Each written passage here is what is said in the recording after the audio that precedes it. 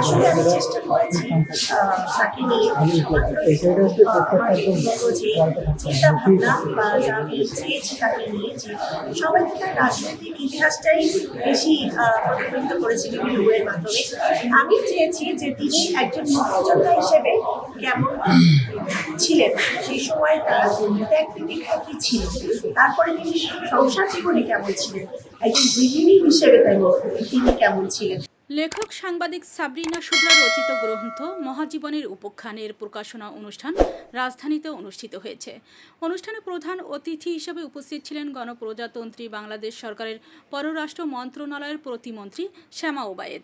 বিশেষ অতিথি হিসেবে উপস্থিত ছিলেন গোপালগঞ্জ ১ আসনের সংসদ সদস্য সেলিমুজ্জামান সেলিম, সাংবাদিক ও কথা সাহিত্যিক এহসান মাহমুদ এবং রেজাউদ্দিন স্টালিন, মহাপরিচালক বাংলাদেশ শিল্পকলা একাডেমি। অনুষ্ঠানে সভাপতিত্ব করেন সাইরুল কবির খান, উপদেষ্টা সম্পাদক দৈনিক সময়ের আলো। বইটির প্রকাশক দীপান্ত রায়হান, প্রকাশনা সংস্থা দশমিক। অনুষ্ঠানটি 10ই মার্চ মঙ্গলবার দুপুর 2টা থেকে কবি শামসুর রহমান মিলনায়তন বাংলা একাডেমি প্রাঙ্গণে অনুষ্ঠিত হয়।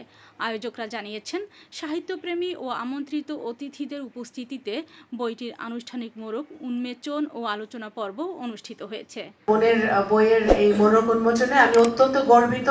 I am proud of you because তুমি যে আমাদের বৃহত্তর ফরিদপুরের সন্তান বা সেলিম ভাইয়ের ওয়াইফ সেজন্য না, কারণ তুমি তোমার লেখার মধ্য দিয়ে, তোমার প্রতিভার মধ্য দিয়ে, তোমার ট্যালেন্টের মধ্য দিয়ে তুমি বাংলাদেশের নারী সমাজকে আরো উজ্জীবিত করেছো, এবং তোমাকে দেখে আমি আশা করি আরো অনেক বেশি আমাদের মেয়েরা এই লেখনীতে আগ্রহ হবে এবং সাংবাদিকতা পেশায় এবং এই পেশায় তারা আসবে।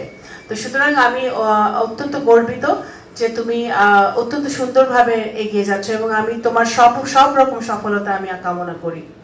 আজকে এখানে উপস্থিত আমাদের এই মঞ্চে মাননীয় সংসদ সদস্য বৃন্দ, আমাদের বৃহত্তর ফরিদপুরের কৃতি সন্তান আমাদের সেলিমুজ্জামান সেলিম ভাই, কে এম বাবর ভাই, আমাদের শিল্পকলা একাডেমির মহাপরিচালক স্ট্যালিন ভাই সহ নেতৃবৃন্দরা যারা উপস্থিত আছেন, আমার সামনে উপস্থিত সুধীবৃন্দ, বিভিন্ন অঙ্গ সংগঠনের নেতৃবৃন্দ, মিডিয়ার ভাই ও বোনেরা, আমি কথা বেশি বলবো না, দু একটা কথা